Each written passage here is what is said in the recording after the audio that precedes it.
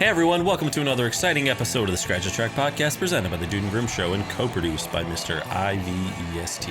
I am the Dude. And I am Grim, and today we are doing the legendary Blue Album by Weezer. And you see that look like I'm holding it up, but I'm not. And that's because last week on New Year's Eve, Dude and I were at the record store, and I saw the Blue Album, and I almost bought it, not only because I want it, because it's a great album, but because Dude was telling me that he was the guest of a podcast of some friends of ours that were talking about the top albums of the 90s, and the Blue Album was one of those. So, Dude, expand. All right. Well, first of all, Grim, you blew it. You blew it. Oh, yeah. I blew myself. You blew it. Yeah. You blew it. You blew yourself. So yeah, our good friends, very good friends, Mr. Nathaniel Earhart and and Johnny Radio. They have been doing an amazing job. They did top 60s for the 60s, the top 60 albums of the 60s, 70 albums for the 70s, 80 for the 80s, 90 for the 90s. And we got the 2000s coming up next, so I think they're going to do the top 2000 albums of the 2000s. Yeah, I was hoping that. Yeah, good luck with that, guys. No, but I was fortunate enough to be a guest on their list for albums 6 through 10. And that episode is already out by the time this episode is going to air, so I'm not going to spoil anything. But this album made that list. So pretty excited to talk about it. And you know, sort maybe of put a link in the show notes or something. Maybe put a link down there. Who's to say? I don't know. Subscribe, comment below. I could add them. Yeah. Yes. But you know, Grim and I know we've discussed this a little bit offline, and the fun thing about top 10 lists or top anything lists is that they are up for debate, and it's a great thing to, you know, argue about and talk about. And I mentioned to you that I think this is a good album. It was a lot, dude. I will say 100%. It was a lot of fun listening. I haven't listened to this in probably like 20 some years, man. And it was so much fun to listen to again. For me, I can't put it in my top 10 of the 90s. I could put it, I think it would definitely be in my top 20. I think top 10, it gets a little tight. It gets a little tight up there. But it's tough. That's where I'm at. I may put it in my top 10. This album has a very unique sound to me. And it was, dude, it came out in May of 94. I mean, I was 13 years old. Like that, dude. That is like prime time in someone's youth for an album to make an impression on them. And I think this album made an impression on not only myself, but I think a lot of people. And another thing we've talked about offline that I think really did this album a good service was the influence of music videos with the music itself. Yeah. Yeah, absolutely. Because I mean, some of the videos from this album are, as iconic as the album itself. Yeah. Now, I would give you Buddy Holly definitely a top 10 music video of the 90s. Dude, of the 90s, yeah, for sure. Yeah. Maybe a top 5. I mean, I don't think I'd ever seen a music video done quite that way at that time. Nirvana actually did one similar where it looked like they were on the Ed Sullivan Show within Bloom. Yeah. But I don't know. Was this one out first? What's that? Was Buddy Holly out first? No. Oh, In Bloom was out first. Okay. Yeah, because this came out in May 10th, 1994, and that will actually segue a little bit into what I wanted to talk about for a second. Okay. So, Kurt Cobain had passed away by the time this album came out. A few months prior, and so one thing I was going to say is that, you know, Weezer formed in 92, and they kind of struggled breaking into the music scene because grunge was just so unbelievably prevalent. I mean, that was what the popular music was. That's what everybody wanted to hear. in 92. This pushing a little farther into 94, grunge had been out for a while, right? Like it wasn't the new hot on the scene sound. And also, like I just said, Kurt Cobain had passed away. So I think as a fan base, and I think people who are fans of music, still hold grunge music, Nirvana, all those bands near and dear to their heart. I think people were also looking for something maybe that just wasn't quite as heavy and wasn't, that was It's also, dark. they were dark. looking for, and this certainly isn't that. I mean, when you had bands like Nirvana, Alice in Chains, Pearl Jam, STP, like those bands are singing about some pretty heavy, dark stuff.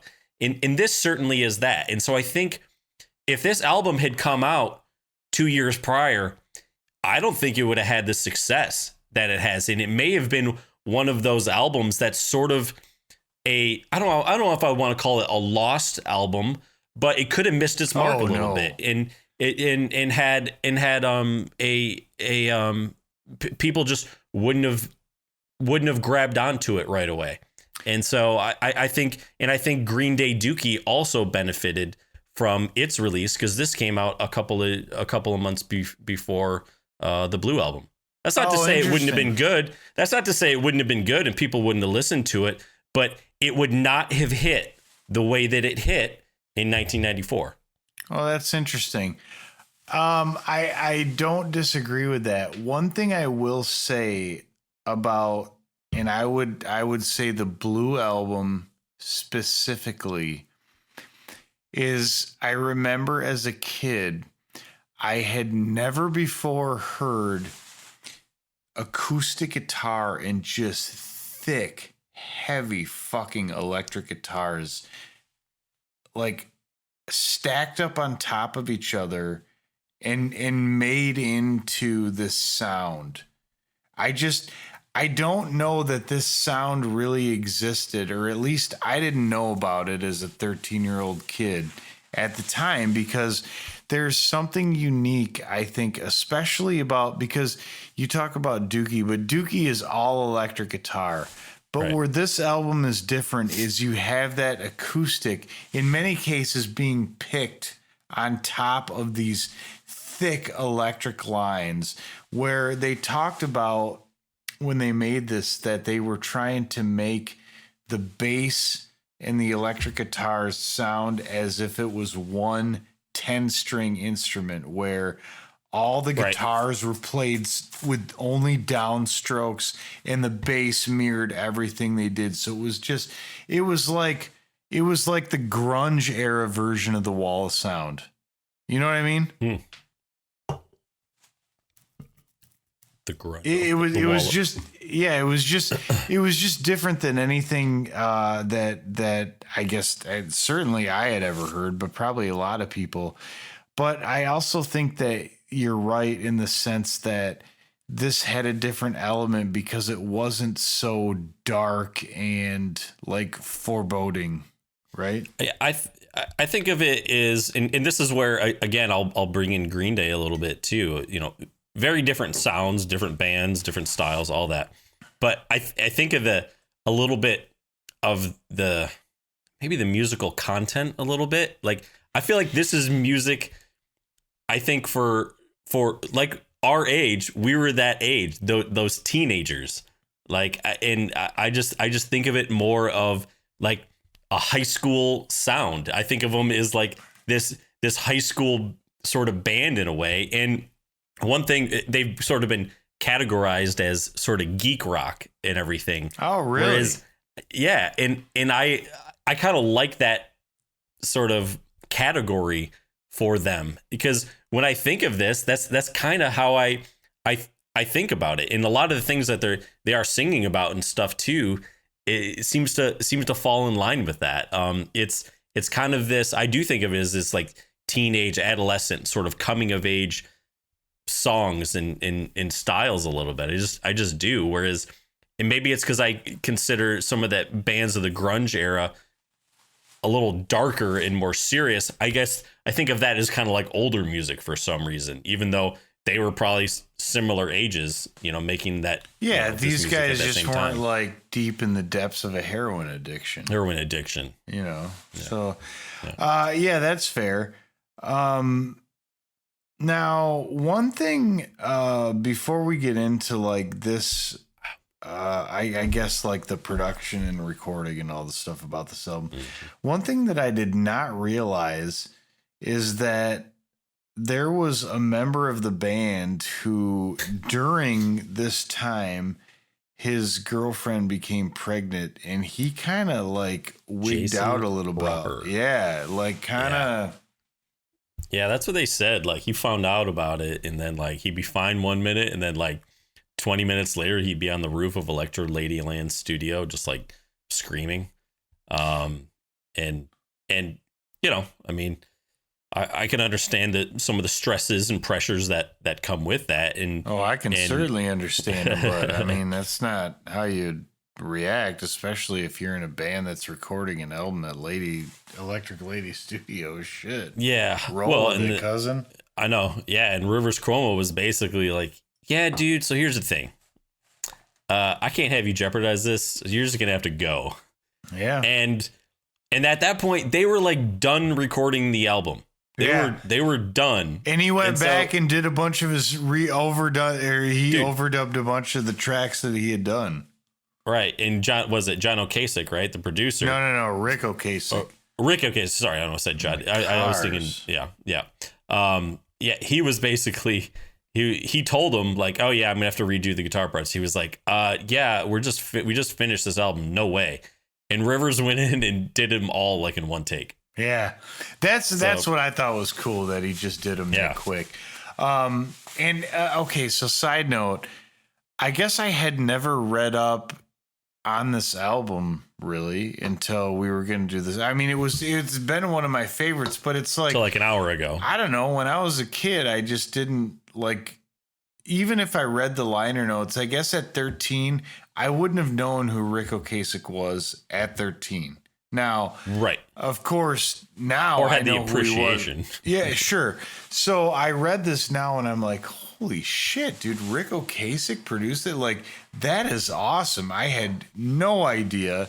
And what an interesting and awesome choice for a producer, especially for a band with this sound who was it sounded like dead set on self-producing this until the record company like put pressure on them that you need a producer.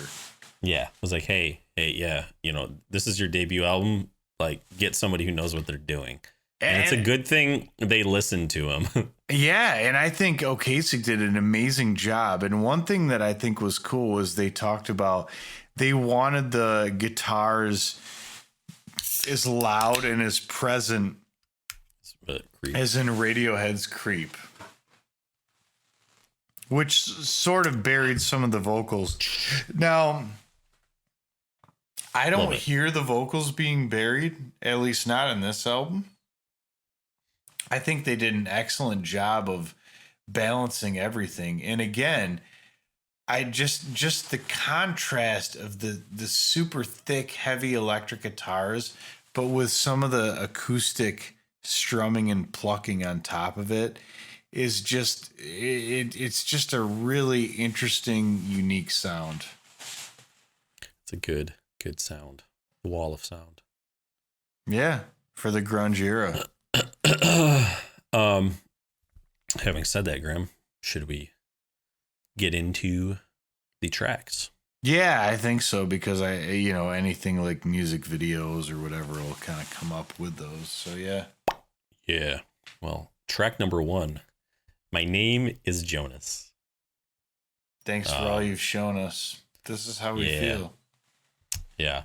Well, it's funny because like this is like the one part that the intro, the acoustic intro, that's like the one part that Jason Cropper did that actually made it into the album. Yeah. And he gets songwriting credit for it. I guess River said the song was inspired by his brother was having insurance problems after a serious car crash that he had in college. So, it's that's interesting subject matter to use well, for it lyrics is, to write but a I song. mean, when you look at the lyrics, and I'm not looking at a lyric sheet, but this is how much I've listened to this album throughout the years. But he talks about the building isn't going as it planned. The foreman has injured his hand.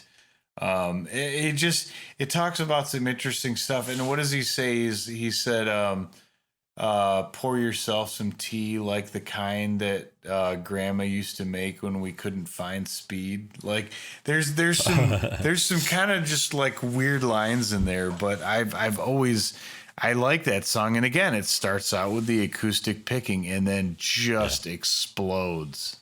Yeah, and they do that. Definitely a handful of times on the album with those sort of like kind of like explosions. And, Yeah. And I do like it. It's interesting, man, because you may think very differently than I do, but so I wouldn't say that Rivers is the best vocalist. I think he has a powerful voice. He's not afraid to like let it rip. Project. Yeah. I think it fits the music. It's interesting. Yeah. You can, but to say that it's good, I can't say that I'm like, wow, okay, he's like a great vocalist. I just can't. But his, you hear his voice definitely. It's distinct. There's times you hear it crack. There's times where he lets it rip, and there's times where you just hear it at its peak. And he was a lot younger then. I mean, these guys are probably, I don't know, like 20. Oh, I'm sure they were very young. Yeah. So track 2, No One Else.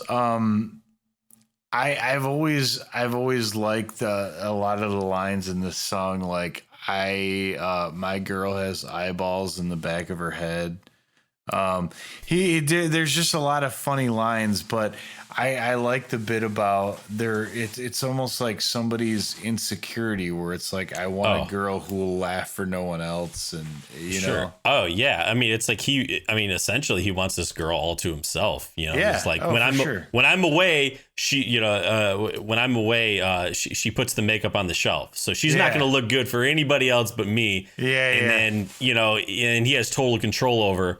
But then he's like, oh, and if you see her, tell her it's over now. Like, oh, I'm good. I'm moving on. Like, yeah, I think it's kind of projecting, like, he would love to be or live in a world where like he has that kind of cachet or that power or that, that ego where he's like, oh, I can get anybody I want, like, and I can control, but that ain't, at least at the time, I'm sure she's done fine since then.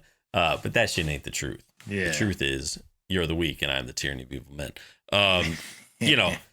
But it's basically like, that is sort of the geek perspective. Yeah, sure. Of like kind of always being the outsider or the loser who couldn't get the girl. So it's like, dreaming about, oh yeah, no, like I'm the one who's, I'm in control now and look at me. So anyways. Now, track number 3, The World Has Turned and Left Me Here. This, to me, is maybe one of the best examples of what I'm talking about with the guitar and the finger picking. 100%. Yeah. With just the thick, like, heavy guitar underneath it. Yep. And it's interesting because it's almost, in a way, you look at the song No One Else, right? This is like the song after the breakup. The world has turned and left me here, just where I was before you appeared, and in your place, an empty space. I mean, it's the lyrics. It really kind of goes with that, and it's it's like you said, it kind of goes with this album making sense for like teenagers because they relate with these things that at the time seem like these soul crushing, really huge life events, but before you've gone to the real world. What do they say? Just wait. And he's like, 20 or 15 years later, who gives a fuck? Yeah, exactly. Fuck you, fuckball. Yeah, well, and one thing about this, and I will say, like again, I think I'm probably a little more critical of this album, but one thing I do, well, yeah, I know, but I am. So, and you guess, and you know what? It's because I can be whatever I want, and I can think whatever I want. Oh, damn, dude! You and Kyrie Irving fucking flat dude. earth. Yeah, no, dude, don't even put me. Yeah, dude, I should turn this camera off and walk off right now. Don't even put me. What does Ted Lasso say? He's like, I like my water like Kyrie Irving likes his earth, flat. That's fair. But one thing I was about to give this album a compliment, and now I don't even know if I want to do it. So maybe we'll just move on. Maybe just move on to Buddy Holly. You know what? Just okay. Thanks for joining us in the Dude and Groom Show. Yeah. Sorry, I don't think it's one of the 10 best albums of the 90s. I guess I'm a piece of shit. So, anyways, one thing they do, I think, well, is the use of the vocals, the layering, the background harmonies, and this doubling. They do kind of a lot of, especially on this song. It kind of comes in and out. Like he'll sing like one line and then the doubles come in, and I can't tell if it's just him that's doubling, or if it's I forget the other member of the band who was singing a lot of the harmonies and background vocals as well. If they used him, but they put a lot of layers of the vocals on there, which is pretty good. Yeah, it is cool. Yep. Well, Buddy Holly, the deepest song on the album, probably the biggest hit, dude. Best music video. Yeah, I was gonna say you could really make an argument for one of the top videos of the 90s. I mean, 100%. You have that Spike Jonze music videos DVD. Actually, I don't have this. I don't have the Spike Jonze one. I don't. Oh, you got Michel Gondry and who else? I got Gondry, and then the 4-pack was Michel Gondry. I got him solo, and then I think Spike I have Jonze the Michel Gondry one on its own, but yeah, dude. I watched the video again for this because I just wanted to see it. Dude, the way they splice in like the Fonz and some of the Happy Days footage. It's awesome, man. But they were able to make the footage that they did close enough and like have a body double of I mean, they did such a good job of it. Dude, so good. Well, and it was interesting because I watched it before I did the episode with Nathaniel and Johnny, and I was like, oh yeah, I need to watch that video again. It's been a while. And man, like it's really well done, dude. It's unbelievable. Yeah, and they said no CGI or anything, just clever camera work and editing. And I was like, man, like I need to look at that a little. It's just like one of those things I really want to watch a lot closer because I feel like they just did such a good job with it. So when you say no CGI, I get that, but when you say clever camera work and editing, is that how did they get it to look like it was from that era? That's the bit that I think you probably understand, and I just don't. Sure. I mean, I guess with CGI, they would, like if you've seen, I guess the movie I would actually talk about during this time period would be like Forrest Gump. Forrest Gump, same time, where, they show him, shaking with hands Nixon, with Nixon or Eisenhower or Kennedy, or he's like, Kennedy's like, oh, he said he had to go pee, like that kind of stuff. Like I don't think they did anything like that. It was more about just the camera angles and quick cuts. And as far as now, that's not to say that with the footage and the set that they built, that maybe, there wasn't like, to get the coloring to match and stuff like that there wasn't like, they didn't, adjust color levels and saturation and things like that. But that's not, that's just basic like editing. I was going to say, that's like the video equivalent of like EQ, right? Mm-hmm. I mean, in a way. Yeah. I mean, you're going to colorize. I mean, dude, I colorize our videos, like, and adjust settings and levels and things like that. Just to, contrast just to make and us crush look the blacks and, as good as we possibly can. Exactly. Not that we need a lot of help, but. Definitely. But yeah, I know what you mean about the deepest song. I mean, you couldn't think of just a more teenage sort of No. thing. Yeah. But I do think it's funny that in the lyrics they sort of use some of this, like, what's with these homies dissing my, like, it's just sort of funny that they kind of use some of the parlance of our times. Parlance of our times. The parlance of our times. Coitus. So I think that wraps up that song. Yeah. You want to go to Undone, the sweater song. It'd be funny, man. I don't know if I never heard this, but I could totally see them, the sweater songs in parentheses. And I could just see them being like, yeah, we don't have a name for it. What's the name? Like in the rehearsals or in the studio, and be like, oh, let's play the sweater song. That one. Oh yeah, for sure. You know what I mean? Yeah. Like I could just see them like having that sort of interaction. I have no basis for saying that, but I can just see that sort of happening.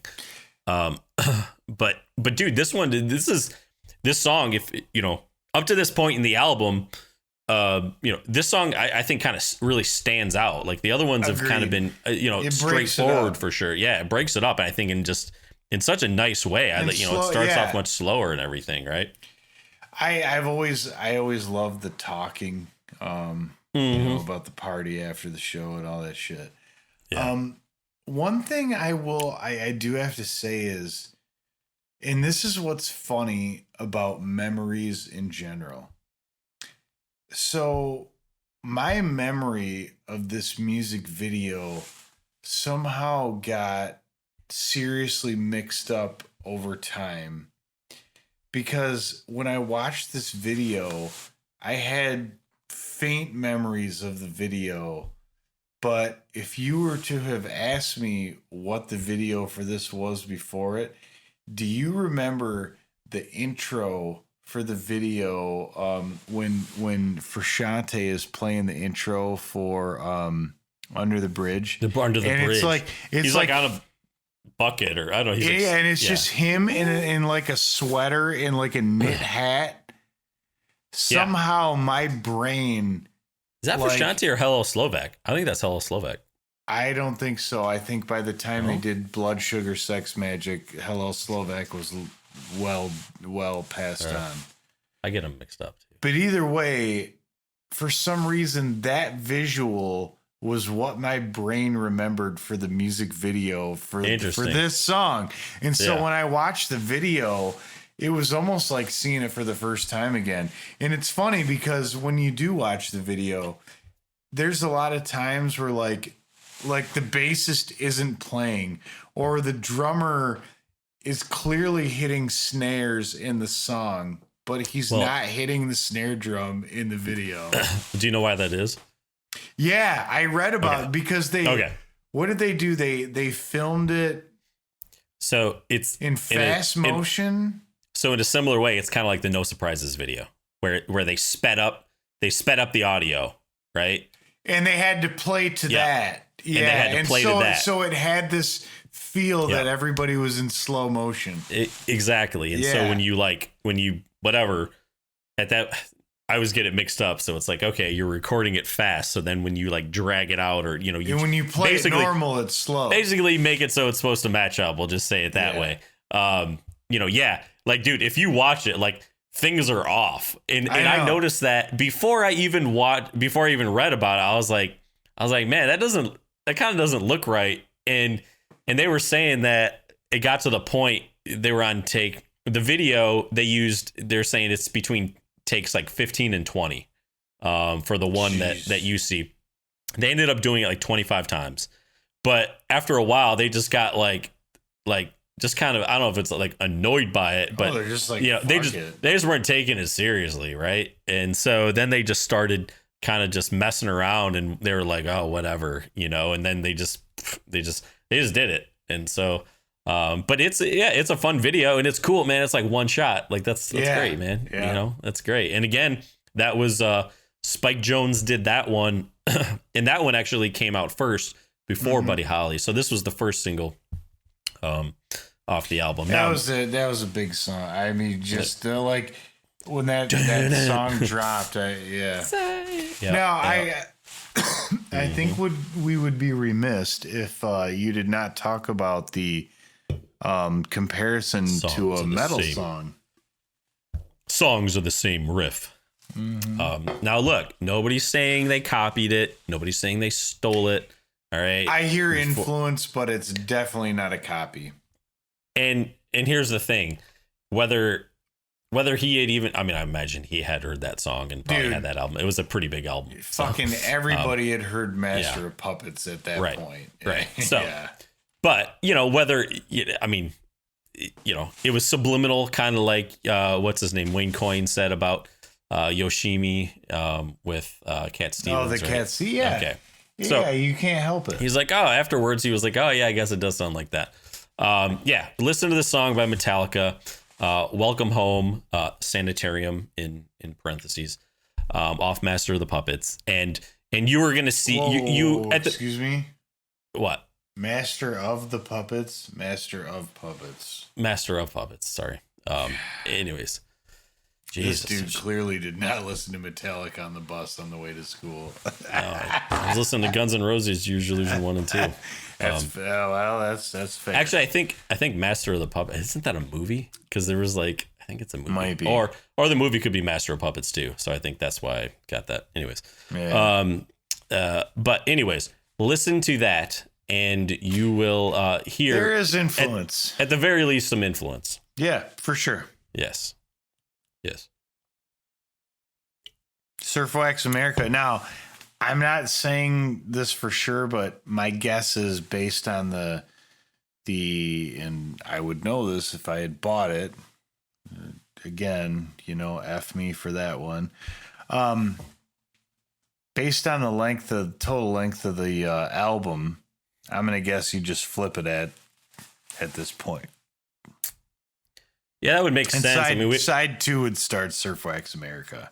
Yeah, I mean that would make sense. I mean, the only reason I guess you could say maybe it wouldn't is just because Only in Dreams is a longer song. That's the last song of the album. It's funny because we've had this debate for so long about what the maximum amount of material that can constitute a side. Dude, I just realized it the other day when I listened to Bitches Brew. Mm-hmm. Dude, the song Bitches Brew is 27 minutes. That fits on one side. Dude, I got an album, Clutch's first album. The backside of that is 28 minutes. Damn. Well, I mean, there's some shit to be rethought. I'm just saying, it both of those. When I looked at the albums, those both challenge my preconceived notions of the potential length of a side. Yeah, that's pretty crazy. That's all I'm saying. So anything's possible. So fuck only no. Yeah. But anyways, so yeah, I mean, this is one of the spots where you would potentially flip the record. Dude, I will say, the intro. All right, listen to this song and then listen to the song Crash by the Primitives, which is off Dumb and Dumber.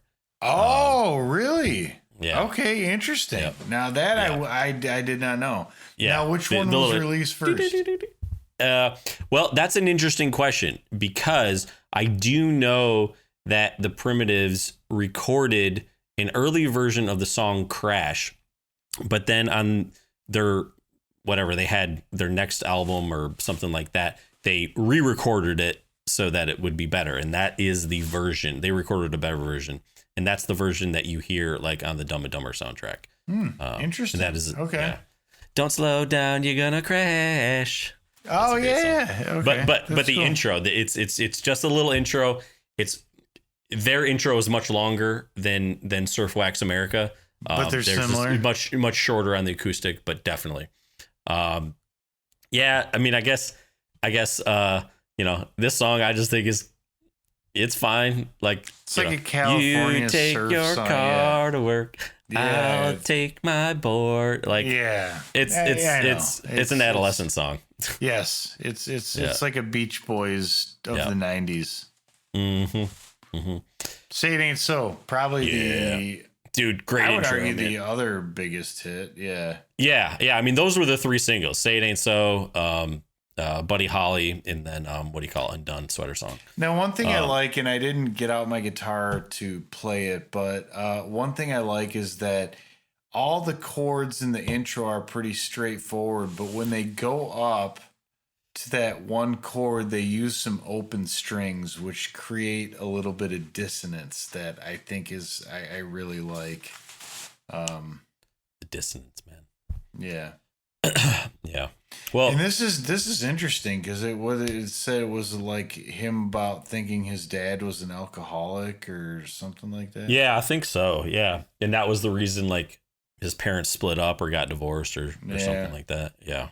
Yeah. So, Which now that's in the context of a lot of the other stuff on this album, easily the most heavy song. Probably, in terms yeah, of yeah, like yeah. like the weight of the lyrics, right? it's not about a girl. It's not about Buddy Holly. It's not about his brother's insurance claim. Yeah, it's like real life shit. Finally, we get some depth. It's good. Yeah. It's good. Yeah. But, dude, all right. So you don't need to see the music video because you've probably seen it a million times by a million other like 90s bands. It's just like them in a room playing the song and lip syncing. Okay, I was gonna say. Okay, I honestly Spike don't Jones even did not direct that one. yeah, it was some. And if he did, he ain't putting it on his reel. So yeah, it was some dude that you haven't heard about. Let me just save everybody some time there. Still a great song though. The next one is honestly one of my favorite songs on the album. And that's "In the Garage," and I like the fact that it's basically about someone talking about them being in a garage band and just basically understanding that whatever that they make and whatever they do, no one is going to give a shit about. And it's like they have this space where they can do that. That's how I feel about my studio here, because I can't say that I've ever made or done anything that anyone's given a shit about, but I have the space to do that. Yeah. Yep, on those starting lineup videos, that is it. Dude, it's a hell of an intro. I always liked it, but I really like the song.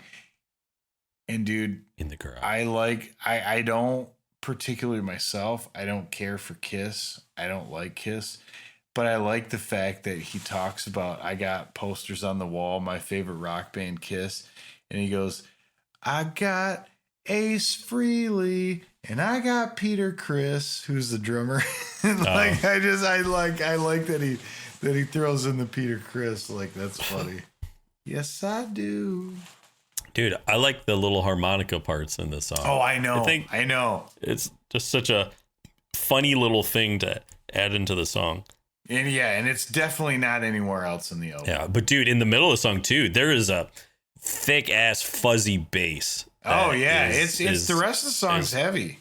Yeah, it's pretty nice. So I definitely dig that. Some catchy tracks for sure. Mm-hmm. Track number 9, "Holiday." Yep. Dude, song's got a good guitar intro. I like the melody that is sung on this track.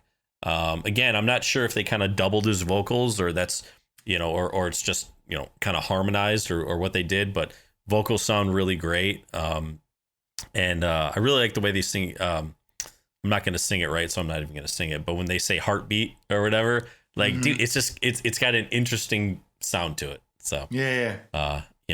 And I thought, I mean, we'll talk about the next track too, but, and I'm not giving my scratch away by saying this, but I do certainly think they could have ended the album on this song. This song, to me, when I was listening to it, I was like, it has kind of that almost swan song feeling, like, hey, we're going to wrap it up here. Yeah. Okay. At least to my ears, it did. So, I don't know if you have anything to say about this one, or you want to go to "Only in Dreams." I think "Only in Dreams," and to me, one thing that was interesting to me about it is, I don't want to say the lull, because that sort of makes it sound as if I'm talking smack about it, which I'm not. I just Makes think it it's sound like this interesting. album is in a top 10 of the 90s is what it does. Oh, snap. But it really slows down in the middle, but then it picks up and ends on a strong note after for 3 minutes. Yeah, I was going to say it builds for like 3 minutes at the end. Yeah. Yeah. No, it is an interesting song, and coming in at 8 minutes, I think it is still their longest song, and maybe ever. Yeah, apparently they play it. I don't know if it's been at every show, but almost every show they play it as their song that right before they're going to play their encore. Oh, that's cool. Okay. Yeah. That's kind of cool. Yeah. But when I was listening to it, like, man, it's probably been a long time since I heard it. When I listened to it, I was like, sometimes there's like 8-minute songs. You're like, man, all right, are we done yet? Yeah. But this one kind of, I guess I just didn't get that feeling necessarily. So yeah. Yeah. But yeah,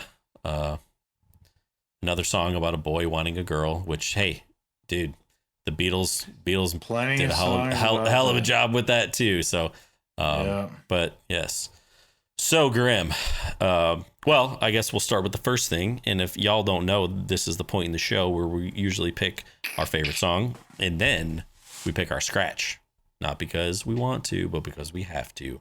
And I will say, for as critical as I have been of this album, actually, it was pretty easy for me to scratch this one. But after this one, getting into overtime, it gets a little dicey. There's some, yeah, but that's assuming we go into overtime. No, I know. I'm just saying in theory. Assumption. So what, Grim? Give me your favorite track on the album. Ooh. My Name is Jonas. Either My Name is Jonas or In the Garage. Wow, really? I was about. Oh, dude, damn. My Name is Jonas is so good, dude. It's so awesome. Damn, I was about to ask you if you were like really serious. Oh, dude, absolutely. I love My Name is Jonas. It's such a good song. The foreman has injured his hand. I mean, it's such a good song. The workers are going home. It's so good. Yeah. And In the Garage is, dude, I already talked about, and I have Peter Criss, which I love that line. I don't know why. Wow. Okay, man, I would not. I mean, I like the hits, but those songs are the ones that I'm like, oh, hell yeah. Yeah, I gotcha. Thanks for all you've shown us. Yeah, it's good. It's just a good song. Dude, for your birthday, Jonas Brothers album coming your way.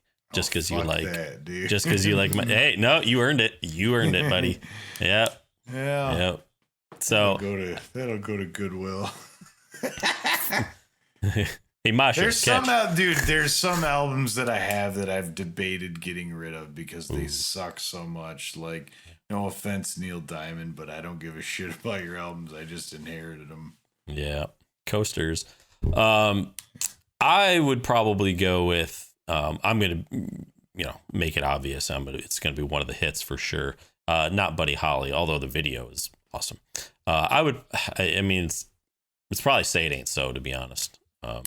I like Undone. Like it's cool, but I don't know. Say It Ain't So, man. I like it. Say It Ain't So, Joe. Okay. Say It Ain't So. Yeah. But what are we gonna scratch with? Well, because I didn't really know what to scratch with. I have my favorite pen in the world, which is the blue Pilot G2 fine tip. Fine tip. So because it's a blue pen, I think I'd go with that one. Just right. Really gouge that shit out. Sounds good. Sounds good, Grim. Why don't you give them just the tip and tell us what you're going to scratch? Surfwax America. I don't hate the song at all, but it's just honestly out of all the ones on the album, like it's probably the one that, like, if it wasn't on there, I wouldn't feel cheated. I guess. Yeah. Oh, snap, dude. Okay. Surf, OT. wax, America. Yeah, Wow. get rid of that, dude. It's like, Wow. it's just so, I don't know. Yeah, Yeah. you take your car to work, I'll take my board. Okay, I think this song needs a hook. Also, I don't like the part in the middle where they get like real quiet and everything. Yeah, it's a song Gorman would write about, like surfing and waves and shit. Like, I don't know. I love just it. I just can't imagine writing a song about surfing, I guess. Also, Maybe. dude, could you imagine having Buddy Holly? Okay, if we're not listening on vinyl, having Buddy Holly, Undone, and Say It Ain't So like all in a row, like holy shit, that's a pretty good three song run, at least of hits right there, right? Oh, dude, like, unreal. Damn. Yeah. So we're going to overtime, Grim. All right, well, you're on the tee this time, buddy. Dude, only in dreams. I don't need an 8-minute song. I think you could finish it with Holiday and I'd be good to go. Ride in, fade out. Okay. Well, just, to keep us from getting into double OT, I would actually scratch Holiday, not because I dislike the song, but I think that Only in Dreams is like, it's like them actually wanting to do something other than your standard, 2 to 4 minute pop song. That's fair. Yeah. Really just branching out. Oh, dude. Yeah, it's like they're fucking Pink Floyd. That's their steroid. It's the Bohemian Rhapsody. Yeah. They're really diving deep. Diving deep, yeah. Exploring the space. Oh, dude. Yeah. Yes. Okay. Well, I think that about wraps it up here, Mr. Grimm. I think everyone should go ahead, subscribe, and comment below. And I think what you guys should comment below is this a top 10 album of the 90s? Feel free to tell Grimm that he's crazy. Feel free to tell me that I'm crazy. I mean, look, I'm just not saying it's not, a top 20. I'm just saying it's not top 10. That's still pretty good, right? I'm trying to count them out in my head. I think what you should do is you should get back to us. Subscribe, and comment below. But when you've had some time to think, when you've had some time to think about it, and give us an honest top 10 of the 90s episode. Opinion. Maybe we'll even do our own, but we don't want to steal Nathaniel and Johnny's thunder, so we'll let it wait for Johnny a week. Thunders. Yeah. Okay. Yeah. Thunder from down under. All right, everyone. Thank you for watching. It is time to go on the Dude and Grim Show.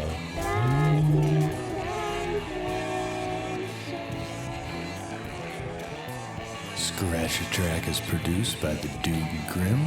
Additional music provided by Moore and the Tims. Copyright 2023. The Dude and Grim Show.